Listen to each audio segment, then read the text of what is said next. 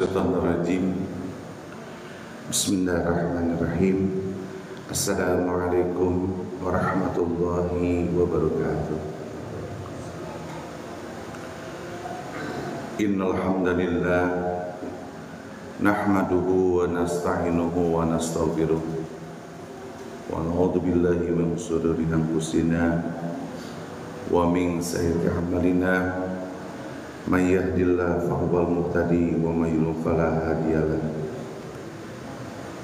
Asyhadu an la ilaha illallah wahdahu la syarika lahu wa asyhadu anna Muhammadan abduhu wa rasuluhul ladzi la nabiyya ba'd.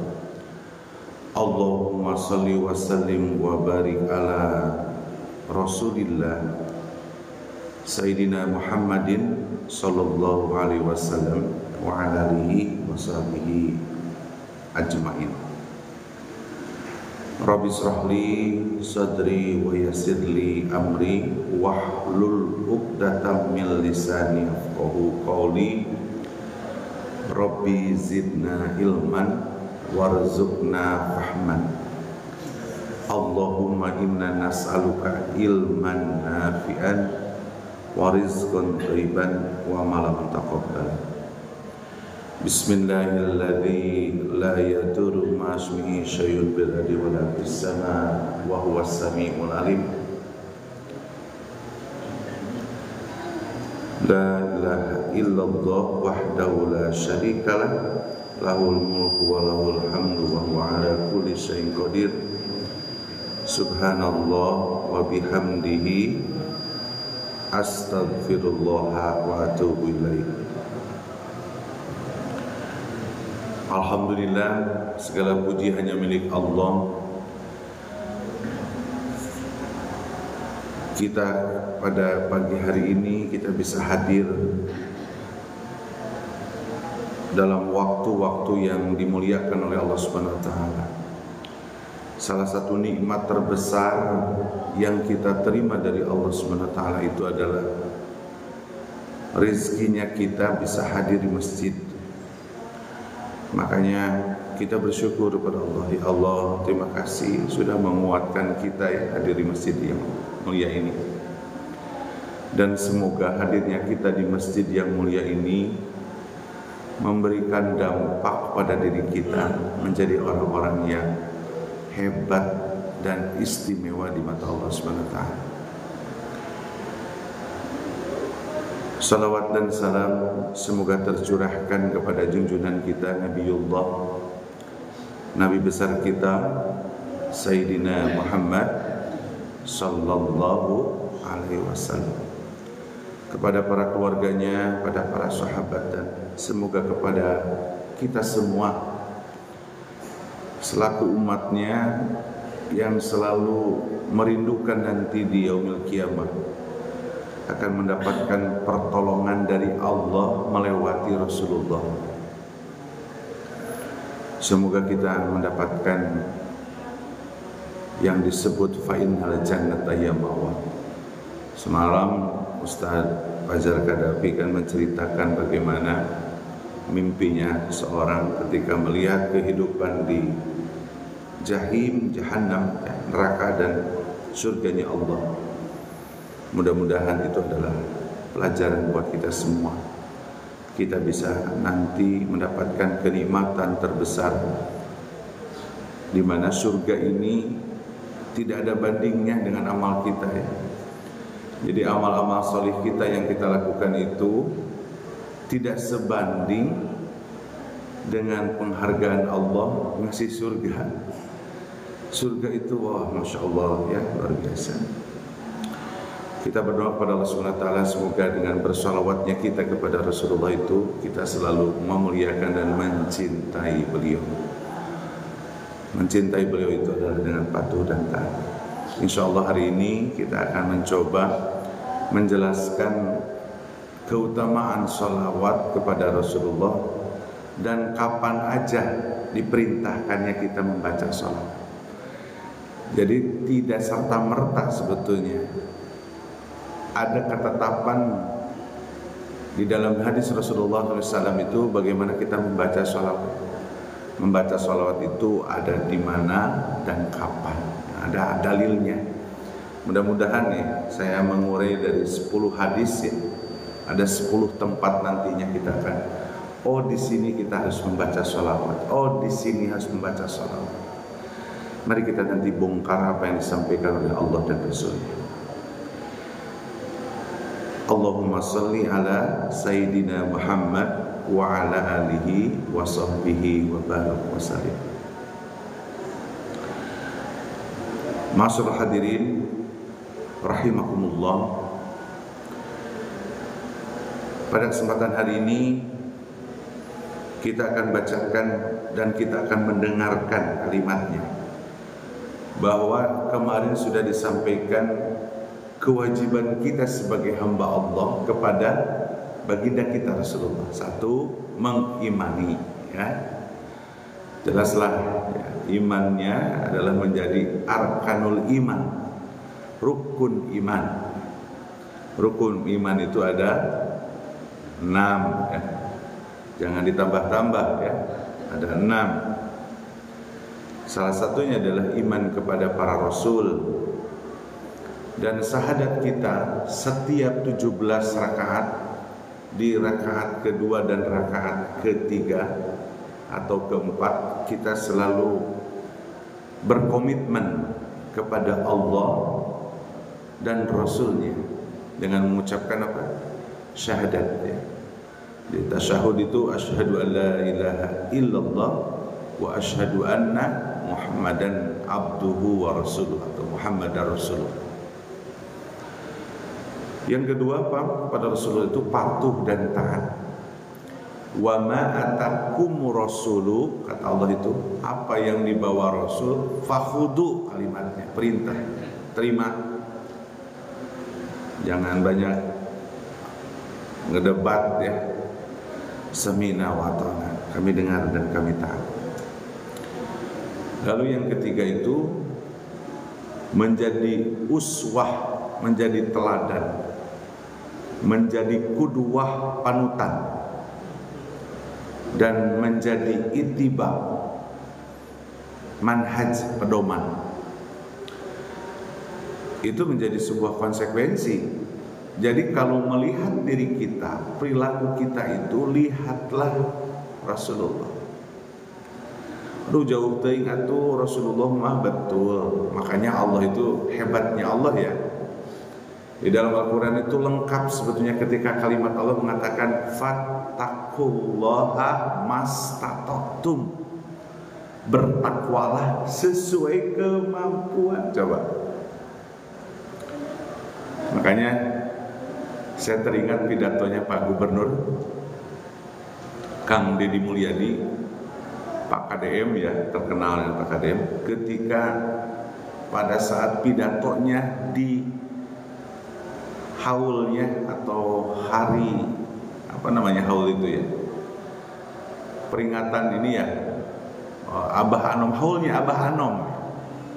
Saya kebetulan dekat dengan Suralaya, daerahnya Ciamis, Panjalu, dekat dengan Suralaya.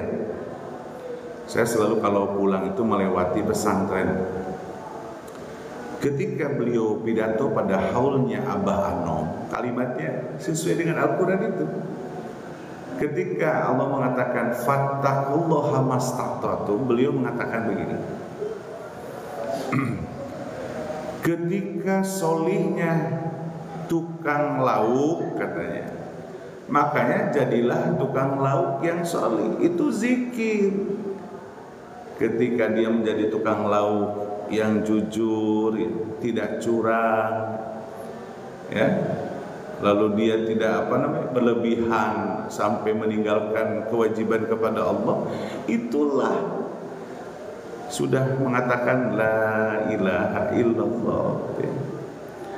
Ketika dia menjadi supir yang baik, ketika dia menjadi pimpinan proyek, kalau dia memakai la ilaha illallah, maka kesolihannya di posisi itu gitu. Jadi jangan sampai dia menyampaikan, Pak Gubernur ini, zikir kepada Allah di masjid, lupa urusan itu. Jangan gitu ya. Coba katanya kalau Tukang supir zikir, tukang lauk zikir terus. Terus apa? Yang tani juga zikir terus. Siapa yang menyiapkan makan itu semua? Jadi sesuai kemampuan hadirin yang berbahagia. Berikanlah yang terbaik kepada Allah Subhanahu wa taala itu. Di posisi hari ini kita sebagai apa gitu. Gak bisa kita samain dengan orang lain, apalagi dalam bentuk ibadahnya. Jadi jangan sampai suka ini ya, apa namanya, mencibir ke orang itu ya. Mungkin dia lebih solih, walaupun jarang ke masjid ya. Sekali lagi kalimatnya, bisa saja dia tidak ke masjid, sholat di rumah, dia lebih mulia orang kepada yang ke masjid. Ini kita kadang suka melihat orang tuh, memang dulu kita dari pertama rajin ke masjid gitu ya. Kita harus begitu berpikir. Makanya kalimat dari Allah itu, bertakwalah sesuai dengan kemampuan. Jadi kalau saya sebagai guru, maka jadilah guru yang hebat, jadilah guru yang istimewa. Itulah kesolihannya, itulah ketakwaan kitanya sebagai hamba Allah. Gitu ya, hadirin berbahagia. Jadi itulah apa yang disampaikan oleh Bapak Gubernur kita itu dengan bahasa kelembutan, bahasa Sunda ya. Coba searching di Google, di YouTube, pidatonya beliau pada saat ketika di pesantren Suralaya. Top lah, saya tuntas itu mendengarkan beliau. Hadirin berbahagia, pada kesempatan hari ini perlu disampaikan bahwa dalam bersolawat itu, saya sampaikan kembali nih, ada perbedaan dalam memahami kalimat solawat.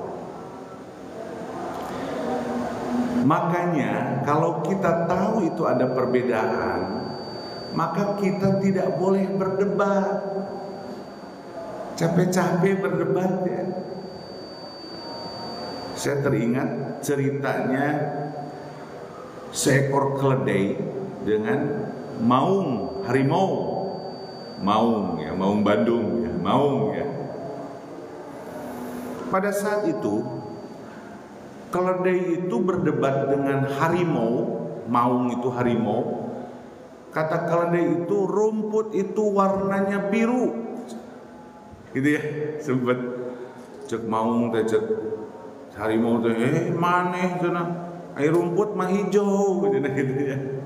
Ah, enggak biru, hijau biru. Akhirnya mereka berdebat itu menghadaplah ke raja hutan, singa. Pada saat sudah menghadap raja singa, keledai itu ngomong, "Raja, wahai raja, rumput warna biru ya?" Gitu kata keledai itu. Kata raja apa ngomong? "Betul kamu, biru." Wah, dia bahagia. Dihukumlah harimau. Setelah dihukum itu dia pergi. Kata harimau, "Kenapa wahai raja? Kan rumput mah hijau." "Kamu itu jangan berdebat dengan seorang keledai. Biarin dia itu begitu aja, nggak ada gunanya." Gitu. Jadi makanya hewan itu menjadi simbol, keledai itu paling bodoh sebetulnya. Betul ya? Suka balik lagi kepada kesalahan yang kedua. Makanya jangan berdebat. Kita tahu aja informasinya. Oh, ternyata di sholawat itu ada beberapa pemahaman. Nah, ini yang perlu kita hadirkan pada diri kita, supaya kita menjadi santai dalam beragama itu. Ada orang yang fanatik begini, jadi kalah reka masjid jadi pusing ya. Wah, di masjid kieu dah. Itu kan jadi akhirnya mempengaruhi pada diri kita.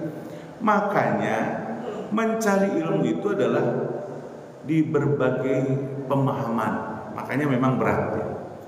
Saya kebetulan alhamdulillah sama Allah tuh dihadirkan dulu ya. Jadi NU-nya, wah dulu NU medok saya ya. Pindah ke kampus. Nah di kampus itu saya aktif di DKM kampus ya. Yang kasih pemateri itu doktor, profesor, kiai. Lalu saya ngaji di Al-Amin dengan Ustadz Yandi. Ternyata begitu banyak pemahaman itu, dan itulah menjadi pilihan. Tapi ketika kita memilih daripada beberapa pemahaman, yang penting kita tahu ilmunya, gitu aja. Jangan taklid, turut munding di bahasa Sunda ya. Yang santer dulu ya, sekarang mah sudah banyak enggak dibahas, bahwa ketika ucapan ataupun kalimat kita bersalawat kepada Rasulullah itu, ada orang yang Allahumma sholli ala Muhammad, ada yang kedua Allahumma sholli ala Sayyidina Muhammad. Nih kalimatnya, saya nih kalimatnya ya. Tekstual atau secara matan, tekstual itu letterleknya daripada hadis Rasulullah, dan secara matan itu redaksi hadis itu. Tidak ada Rasulullah memberikan tulisan contoh atau bacaan sholawat itu pakai Sayyidina. Tidak ada. Siapapun kalau ditanya ulama, adakah redaksi kalimat dalam hadis Rasulullah mencontohkan sholawat itu pakai Sayyidina? Tidak ada. Jadi buka bongkar hadis banyak itu Allahumma sholli ala Muhammad wa ala ali Muhammad kama shollaita ala ali Ibrahim atau ala ali Ibrahim, tidak pakai Sayyidina diri. Nah terus kenapa ada pemahaman yang kedua pakai Sayyidina?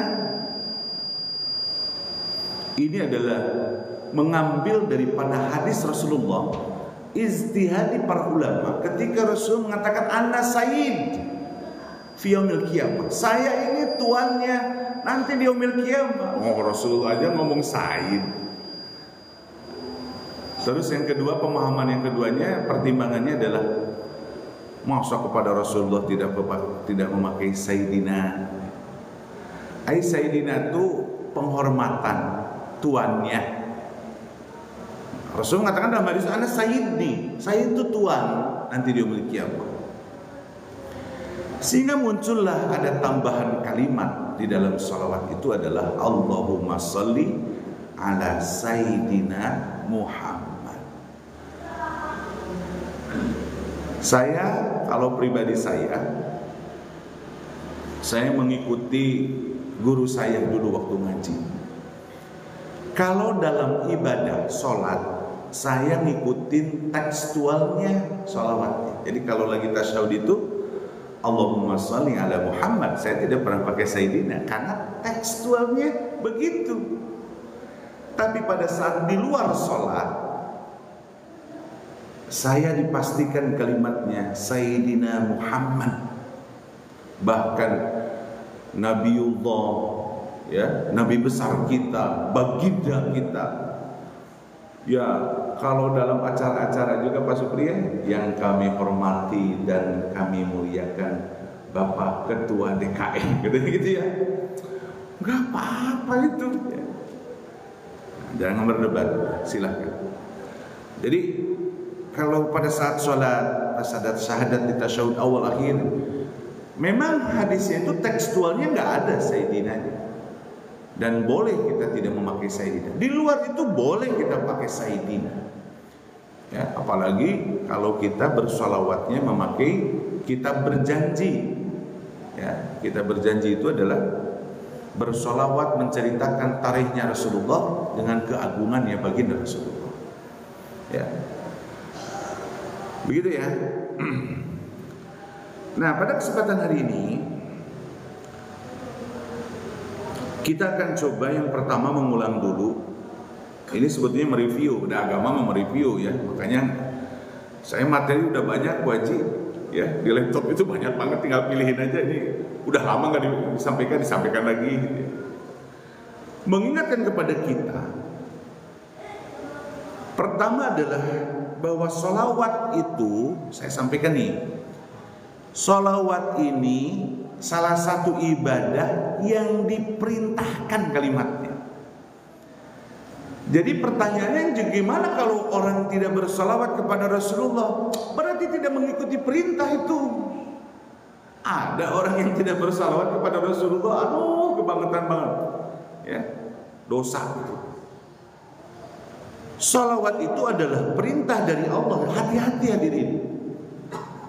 Jadi jangan ada yang memperdebatkan bahwa solawat ini bukan perintah. Perintah itu kewajiban jadinya. Kalau kita mengakui Nabi kita adalah Nabi Muhammad SAW, maka kita harus bersolawat kepada Rasulullah. Cuma kan mastatotum, ada tempatnya nantinya, gitu ya. Pertama keutamaannya nih, ini harus paham dulu. Ketika kita membaca solawat, Rasulullah dalam hadisnya bahwa solawat akan mengkabulkan doa kita. Jadi hadirin, kalau mau berdoa lamun langsung boleh, tapi tidak punya etika dan adab. Kalau kita memiliki etika dan adab, tata cara bagaimana kita berdoa supaya doa kita dikabulkan oleh Allah Subhanahu wa taala, atau doa kita menjadi senjata yang tajam untuk membukakan takdir Allah. Kan katanya gini, kata para sahabat itu, sahabat Rasulullah itu, ad-du'a'u silahul mu'min. Doa itu senjata Bu Haji. Kalau senjata Bu Haji mau nembak, Bu Hajinya harus kuat gitu ya. Bu Hajinya jangan lapar, harus. Senjatanya juga harus bagus gitu ya. Sudah dilatih nembaknya, betul? Nah, sehingga kita membidik sesuatu akan tepat. Makanya doa yang dikabul oleh Allah SWT harus perangkat-perangkatnya ada. Nanti kita coba ya gali nanti bagaimana doa yang diijabah oleh Allah SWT. Perangkatnya banyak ternyata. Dan banyak kita melalaikan perangkat-perangkat itu. Salah satunya kalimat kata baginda Rasulullah, doa kita itu akan dikabul apabila mengikuti adabnya. Dalam hadis riwayat Ahmad, Abu Daud dan At-Tirmidzi disebutkan bahwa di sini kalimatnya bahwa apabila seseorang di antara kamu membaca sholawat, hendaklah dimulai dengan mengagungkan Allah Azza wa Jalla.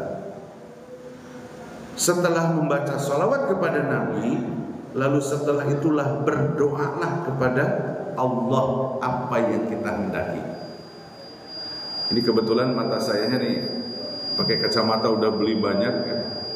Sudah berapa ini belum ada yang cocok. Jadi kalimatnya itu adalah bahwa begitu. Jadi kalau berdoa itu urutannya gimana?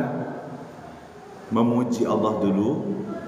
Jadi bismillah alhamdulillah hamdan syakirin ni'amahu, atau mau salawat lalu itu memuji Allah, atau la ilaha illallahul azimul halim. Itu kan dicontohkan oleh Rasul, memuji Allah itu. La ilaha illallah rabbul arsyil azim. Wah, mantap tuh. La ilaha illallah rabbus samawati wal ardi wa rabbul arsyil karim. Jadi kita memuji Allah, tidak ada Tuhan selain Allah, Engkau adalah penguasa aras segala dan seterusnya. Bahkan hadis Rasulullah itu yang mengajarkan.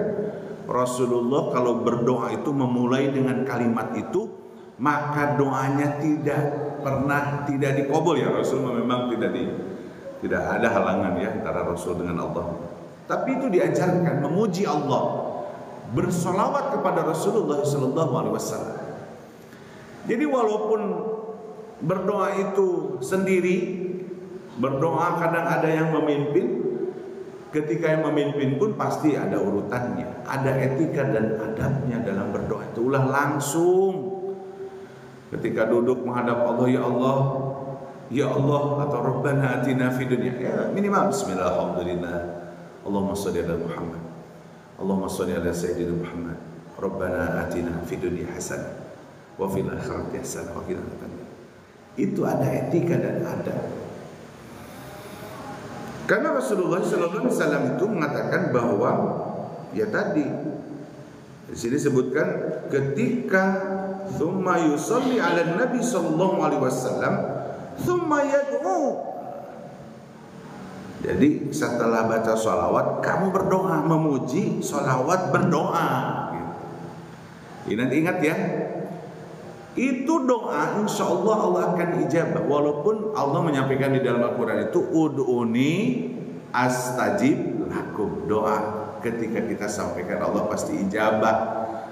Tapi bukan berarti setiap doa itu diijabahnya langsung ya. Mungkin lamun diijabah KB, ya BKP pinuh dengan mobil.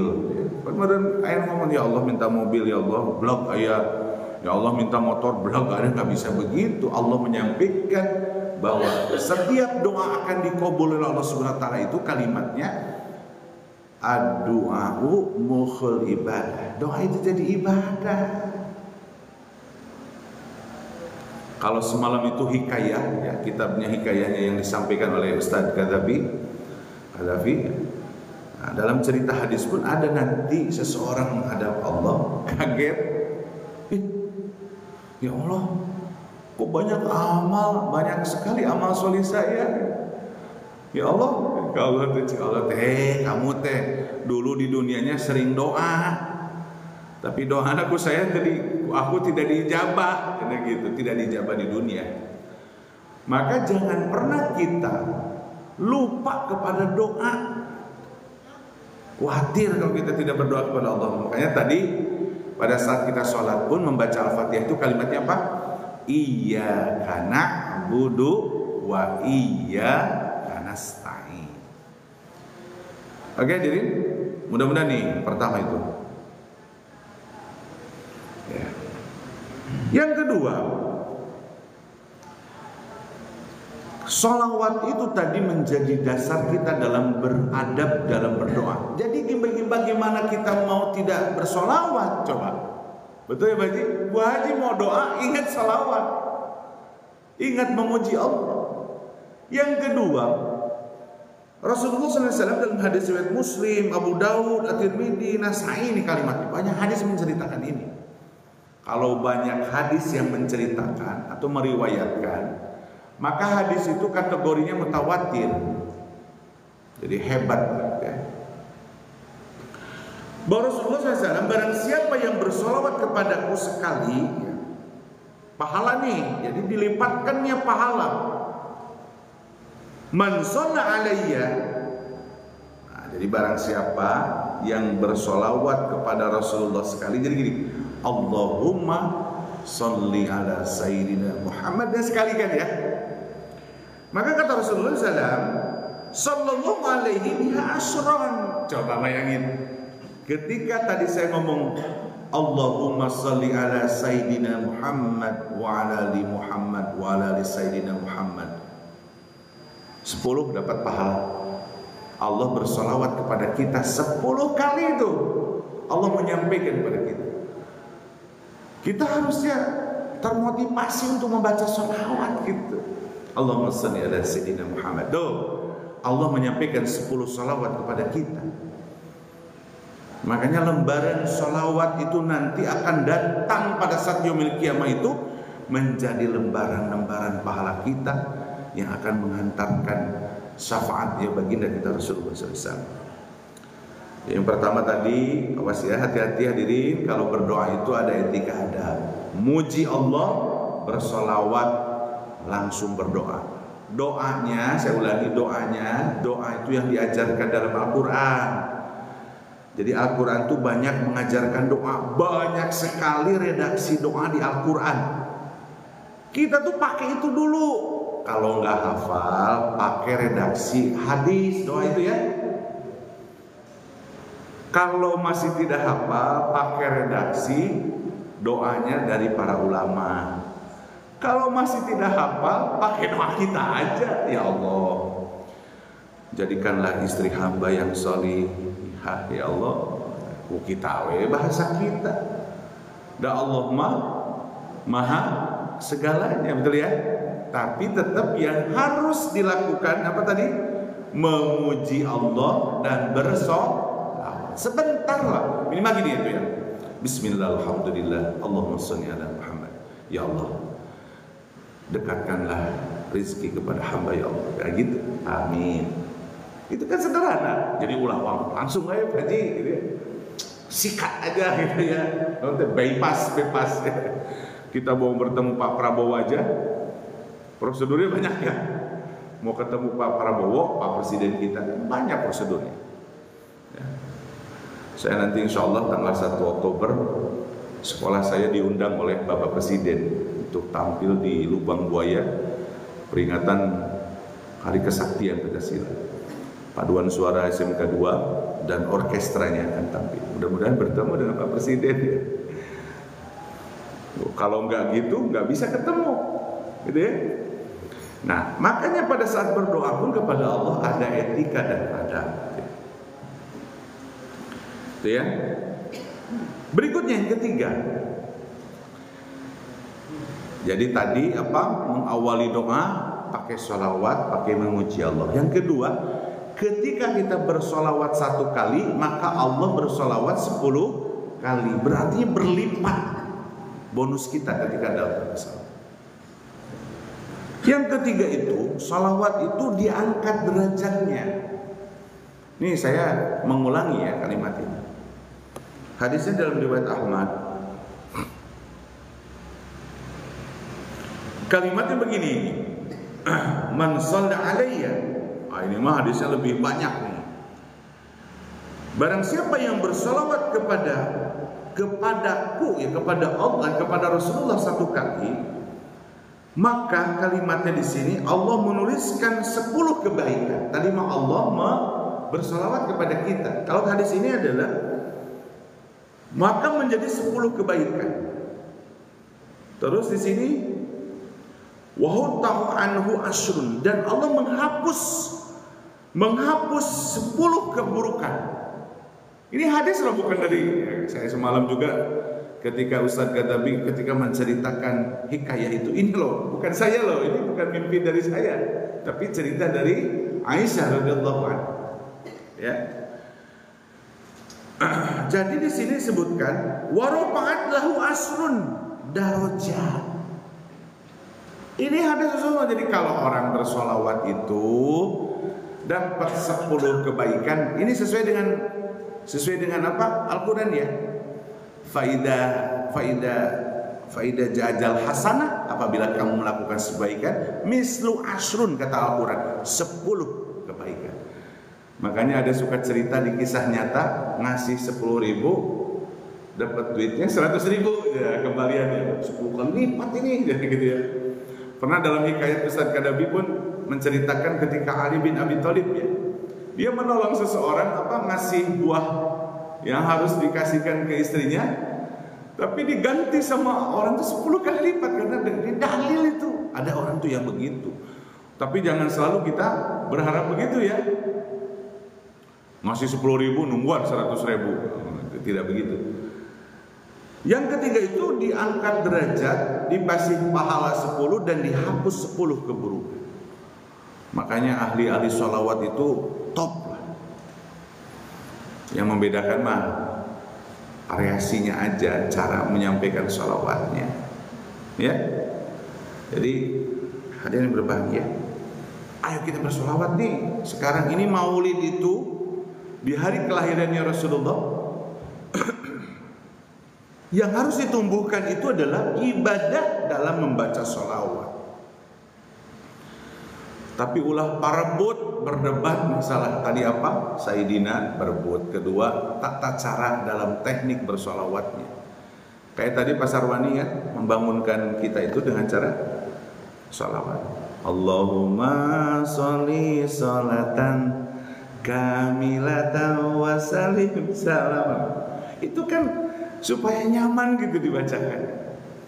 Tapi kalau lagi sendirian mah mau sholawat nih tadi setelah sholat, nggak usah gitulah, langsung aja Allahumma sholli ala Muhammad, Allahumma sholli ala Sayyidina Muhammad. Khusyuk.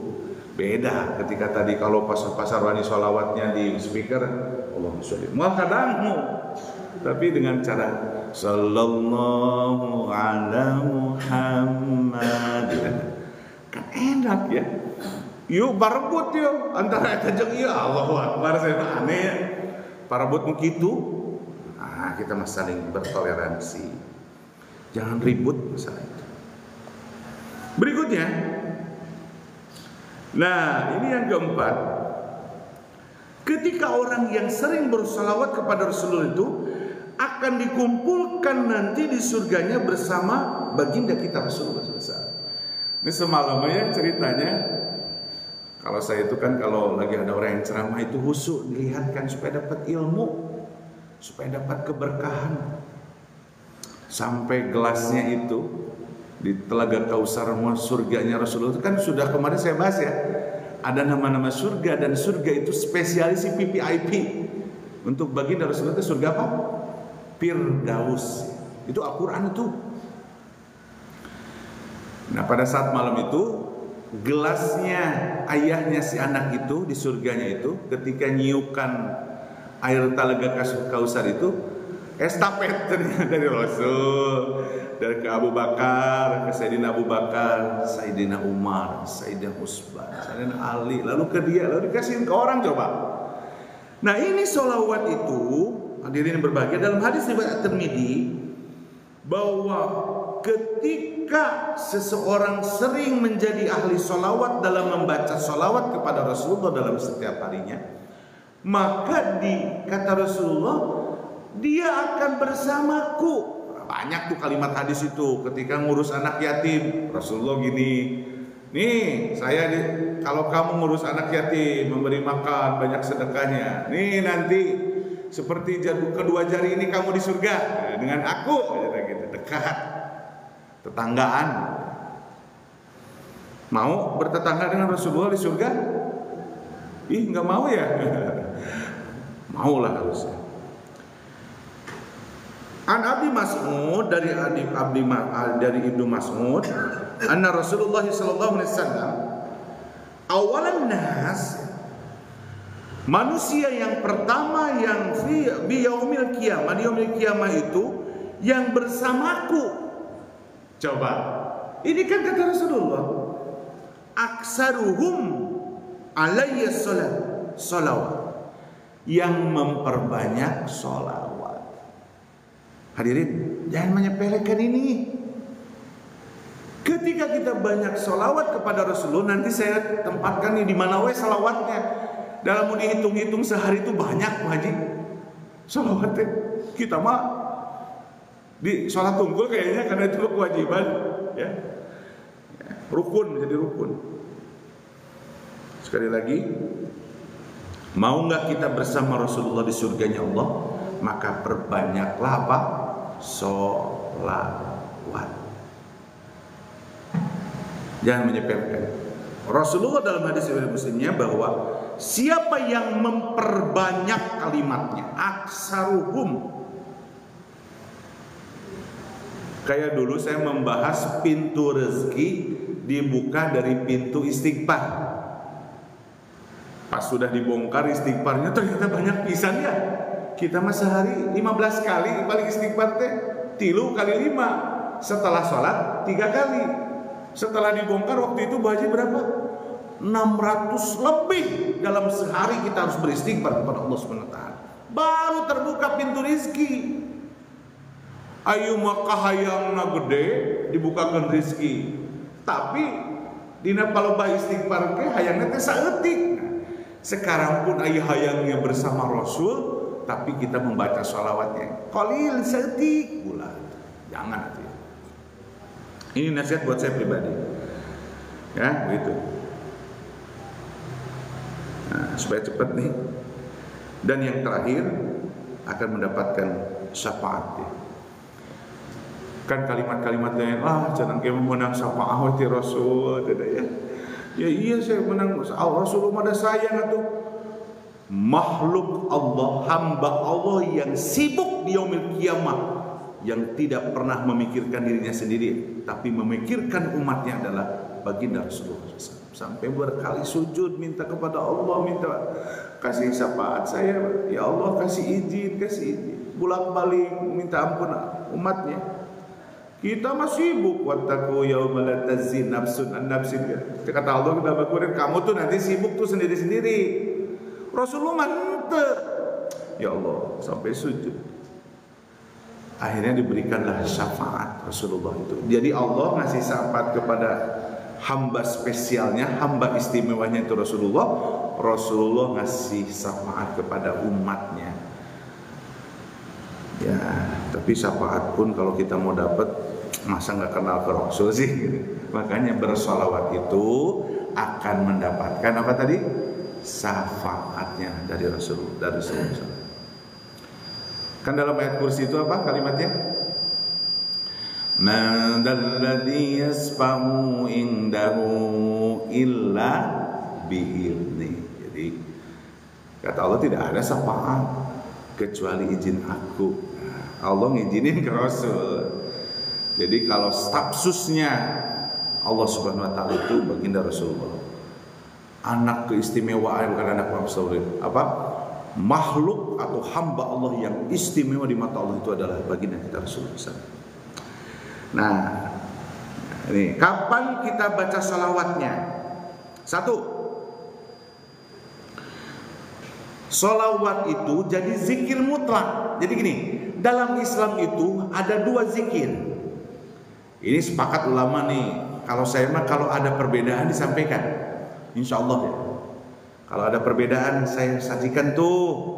Nih yang ini supaya tahu. Saya juga hanya tahu aja ilmu nama lah. Cuma hanya sering baca, sering ngaji dulunya. Sekarang pun saya sering ngaji, sering ikutin ini live. Ini saya juga lagi live, banyak orang yang ikut. Saya juga sering ikutin live kajian-kajian yang guru itu sudah betul. Saya punya guru masih suka live ya. Malam Senin ya, suka ngaji dengerin terkait bab dengerin. Yang pertama itu zikir itu ada yang disebut zikir muqayyad. Muqayyad itu sudah ditetapkan zikirnya, sudah ditetapkan waktunya. Contoh kayak tadi, setelah sholat itu Rasulullah, kalau saya kan urutan zikirnya sesuai dengan hadis Rasul tuh, beristighfar, Allah mangkas salam, itu hadis ini. Ini saya pakai satu hadis itu tadi zikir itu. Kata Rasulullah, kamu beristighfar. Ada nggak hadis Rasulullah mengatakan pas ge sholat kamu baca sholawat? Nggak ada. Adanya baca istighfar 3 kali. Bolehkah setelah sholat kita membaca istighfar itu tidak 3 kali? Perintahnya 3 kali, gitu. Paham ya, hadirin? Allah mantas salam. Setelah itu dalam hadis Bukhari. Setelah itu subhanallahnya berapa? 33. Alhamdulillah 33. Allahu Akbar 3. Lalu ditutup dengan la ilaha illallah. Lengkap tuh. Lalu silahkan berdoa. Itu hadis hanya satu. Tapi kok ada zikir yang lain? Kalau dipimpin oleh ini mah zikirnya begini. Ya itu mungkin Ustadz itu mengambil hadisnya zikirnya yang mana. Kalau saya insya Allah apa yang saya bacakan itu urutan hadis gitu. Bolehkah subhanallah 10 kali aja? Sebetulnya perintahnya 33. Lamun teu mampu karena cepat-cepat waktu ya termasuk penting baca gitu kan bahasanya gitu. Tapi muqayyad itu ditetapkan. Ketika zikir pagi ada bukrotau wa asila, perintah dalam Al-Quran itu zikir pagi dan petang itu ada urutan zikir yang diperintahkan. Ada perintahnya, setiap zikir pagi itu bacalah istighfar mirrota 100 kali. Redaksinya kan gini, kata Aisyah radhiyallahu anha, Rasulullah kalau sudah setelah ketika zikir pagi pas pagi nih waktu setelah syuruk ya, setelah terbit matahari, Rasulullah itu biasa membaca istighfar itu 100 kali. Jadi hadirin yang punya luang waktu tuh pagi-pagi itu 100. Tapi tekstual hadisnya begini, redaksinya astagfirullah wa atubu ilaihi. Bolehkah saya ngomong istighfarnya astagfirullah dan Rasulnya nyontohin astagfirullah wa atubu ilaihi? Kalau belum hafal ya nggak apa-apa gitu maksudnya. Tapi kalau sudah hafal, kalau udah tahu bahwa redaksinya begitu ya begitu aja. Astagfirullah wa atubu ilaih. Astagfirullah wa atubu ilaih. Astagfirullah wa atubu ilaih. Astagfirullah wa atubu ilaih. Paling nggak 5 menit Pak Haji. Ayo maca HP. Sajam itu rasanya santai. Usaha aja makin nempuan HP komo ningali drama box. Apalagi short video. Wah, short video mah 2 jam gitu karaos ya Pak Iwan ya.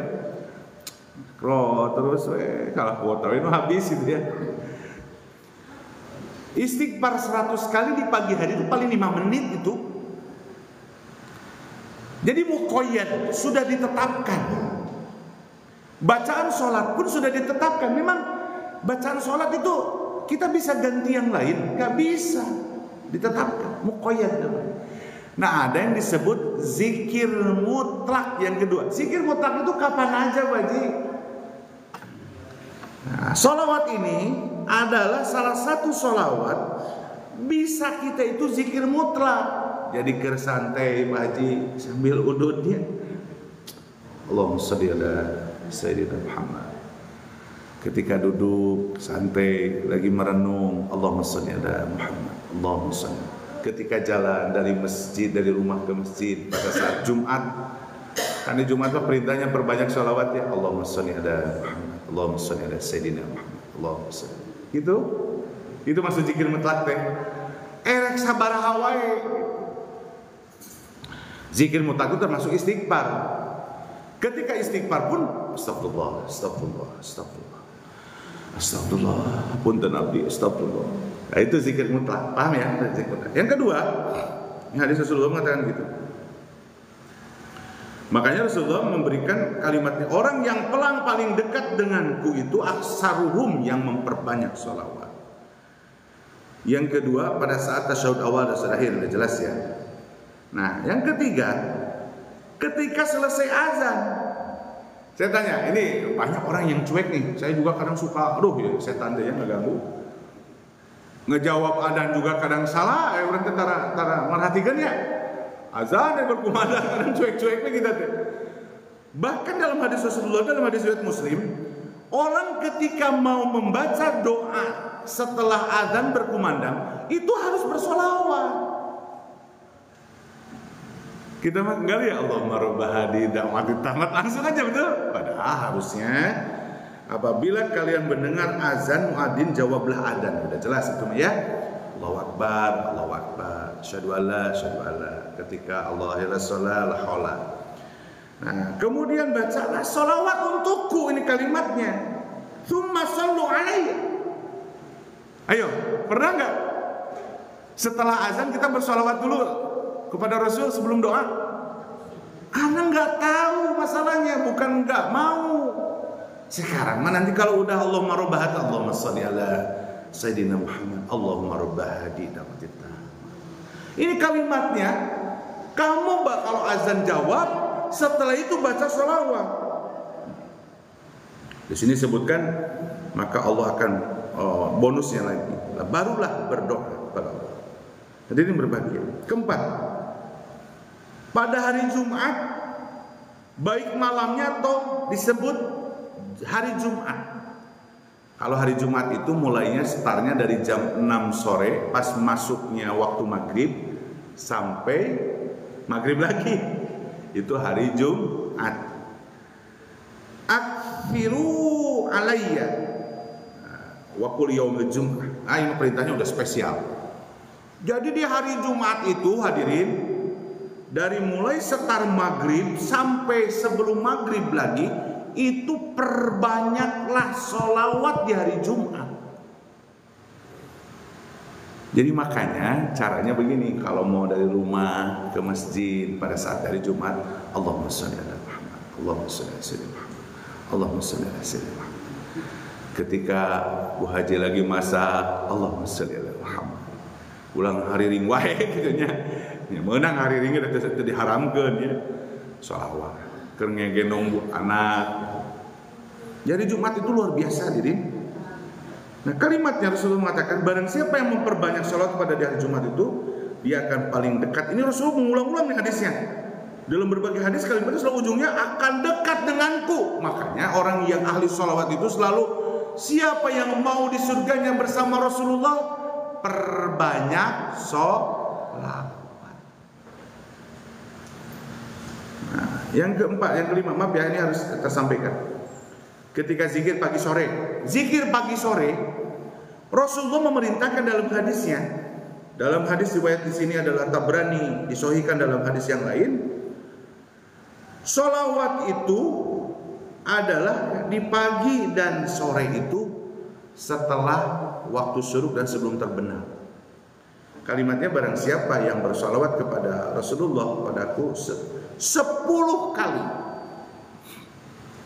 Ya wayahna ya, lamun pas pagi teh nanti Bu Haji sebelum pulang duduk dulu, Allahumma shalli ala sayyidina Muhammad, Allahumma shalli ala sayyidina Muhammad, Allahumma shalli ala sayyidina Muhammad, Allahumma shalli ala sayyidina Muhammad 10 kali. Maka Allah akan mendapatkan syafaat di hari kiamat. Yang keenam, ketika di majlis. Nah, makanya di majlis itu diawali dengan salawat. Makanya kalau tadi pun saya sampaikan, mari kita bersalawat. Saya selalu ngomong setelah bari bersalawat, Allahumma shalli ala sayyidina Muhammad. Nah, ini majlis ini. Rasul mengatakan dalam hadis dari Abu Hurairah bahwa jika sekelompok kaum yang duduk-duduk bersama nih, kita nih, pada saat mengingat Allah maka bersolat dan tidak memberi sholawat kepada Rasulullah, maka akan menjadi penyesalan nanti baginya. Artinya diperintah diri. Makanya jangan lupa membaca sholawat. Tapi tidak disebutkan berapa kali, yang penting kita bersolawat. Yang ketujuh, ketika disebutkan Nabi Muhammad. Makanya saya tadi, marilah kita bersolawat kepada baginda Rasulullah sallallahu alaihi wasallam. Jadi ketika ada orang Nabi Muhammad sallallahu alaihi wasallam, Rasulullah mengatakan dalam hadis riwayatnya di sini disebutkan Ahmad, al-bakhil, orang bakhil, orang yang pedit, mereka kan malam juga gitu ya. Siapa yang pedit masuk di lapaknya akhirat orang-orang pedit, gitu, orang-orang koret, merkih, semalam itu ya Pak Ustadz Kadafi. Makanya perhatikan kalau ada Ustadz itu supaya kita dapat ilmu. Orang yang bakhil itu min dzukirtu indahu tsumma lam yusolli alaihi. Ada orang yang ngomong nama saya kalau Rasul teh, terus kamu untuk bersolawat. Coba kita masuk lupanya Pak Ji. Makanya selalu dalam apapun, marilah kita bersolawat, penghormatan, salawat dan salam kepada baginda kita Nabi Muhammad sallallahu alaihi wasallam. Nah, orang nutara ngomong sallallahu alaihi wasallam itu orang bakhil ya teh. Koret. Karena padahal ketika bersolawat itu kembali kepada kita. Keutamanya yang saya sampaikan tadi. Dan Rasulullah itu melatih kita supaya taat kepada perintahnya. Itu.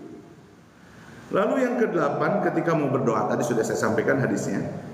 Karena kalimatnya inna doa, sesungguhnya doa kita nih mauqufan, terantum-antum bainas sama. Di dalam orang ketika doa itu pakai sholawat, dalam hadis riwayat ini At-Tirmidzi, tergantung-gantung doanya. Makanya jangan lupa kalau doa itu pakai sholawat. Nah, ini yang ke-9. Hadisnya riwayatnya Abu Daud. Ketika masuk dan keluar masjid, ayo, tahu nggak bahwa kalau mau masuk itu harus baca salawat? Ketika Allah maftahli abwaba bihidayatika, kita mau masuk itu sebelum melangkahkan masuk, maka bersolawatlah kepada Rasulullah. Oh banyak loh. Keluar nanti jangan lupa ketika Allahumma min fadlik, sebelum berdoa bersolawat dulu kepada Rasulullah. Hadisnya ada ini.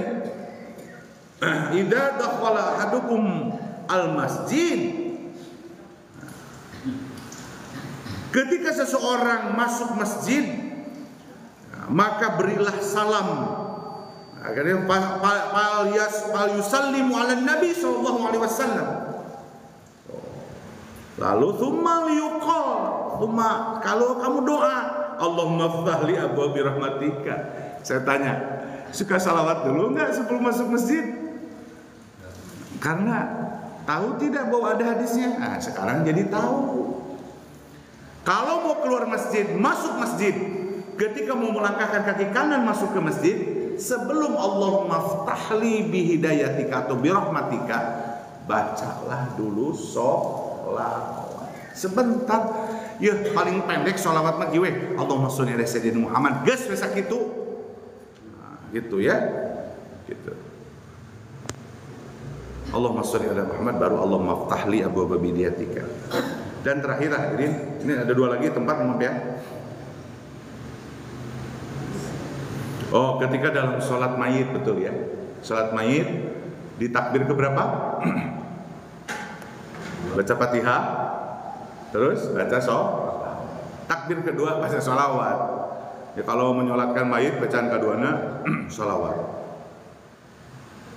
Hadirin yang berbahagia, jadi itulah 10 kapan kita bersolawat kepada Rasulullah SAW. Ternyata apa yang kita lakukan selama ini, begitu ya, kita baru tahu beberapa. Sekarang Allah informasikan kepada kita semua dan Rasulnya, maka marilah kita pada kesempatan ini sampaikan kepada Allah Subhanahu Wa Taala apa? Ya Allah, ya Rasul, kami akan menjalankannya. Sami'na wa ata'na. Saya ulangi ya, satu kalimat aja. Satu apa tadi hadirin? Supaya kita jadi tahu. Kalau pertama itu zikir mutlak mah di mana saja. Yang penting jangan di WC karena gok sholawat menang atuh. Ya. Nah, terus yang kedua apa tadi? Pada saat tasyahud awal, tasyahud akhir. Yang ketiga ketika selesai azan. Sebelum doa azan bersolawatlah. Yang keempat pada hari Jumat. Mau malamnya, mau siangnya. Nah, ketika sebelum khotib tuh naik mimbar boleh memperbanyak salawat ya. Yang kelima apa? Ketika zikir pagi dan sore. Waktu duha lah tuh ya, waktu duha dan sebelum maghrib. Ya. Terus yang keenam berapa? Ketika di majelis boleh kita bersolawat. Bukan diperintahkan untuk solawat dulu. Yang ketujuh, ketika disebutkan Nabi Muhammad, maka kita harus menyampaikan sallallahu alaihi wasallam. Tidak perlu harus keras ya, yang penting membacakan. Ketika mau berdoa. Yang ke-8, yang ke-9 ketika mau masuk masjid dan keluar masjid. Dan yang terakhir ketika dalam sholat mayit, disitulah kita harus membaca sholawat kepada Rasulullah. Jadi lengkap dalam satu hari tiap haji sholawatnya. Mau pakai zikir mutlaknya, zikir mutlak mah ribuan ya. Sholawatnya bisa ribuan kalau kitanya cinta kepada baginda kita Rasulullah. Demikian bisa disampaikan hadirin, mohon maaf yang sebesar-besarnya apa yang saya sampaikan hari ini. Saya cuma satu, saya bertugas membaca ya, dan itu nasihatnya buat saya pribadi. Semoga saya juga bisa melaksanakan dengan baik dan kita semua juga diberikan oleh Allah kekuatan hidayah supaya kita juga bisa menjalankan perintahnya. Amin ya rabbal alamin. Mari kita doa dengan doa kafaratul majlis. Bismillahirrahmanirrahim. Subhanakallahumma wa bihamdika asyhadu an la ilaha illa anta wa astaghfiruka wa atubu ilaik.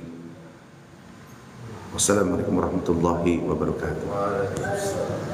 Ayo kita ini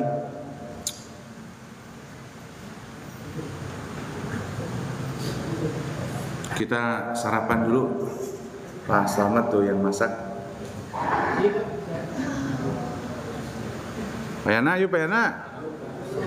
Pak Yana kalau kali-kali mah harus makan berjamaah dapat pahalanya 27 tuh ya. Kalau berjamaah sholat 27, kalau makan mah dapat pahalanya banyak, silaturahim.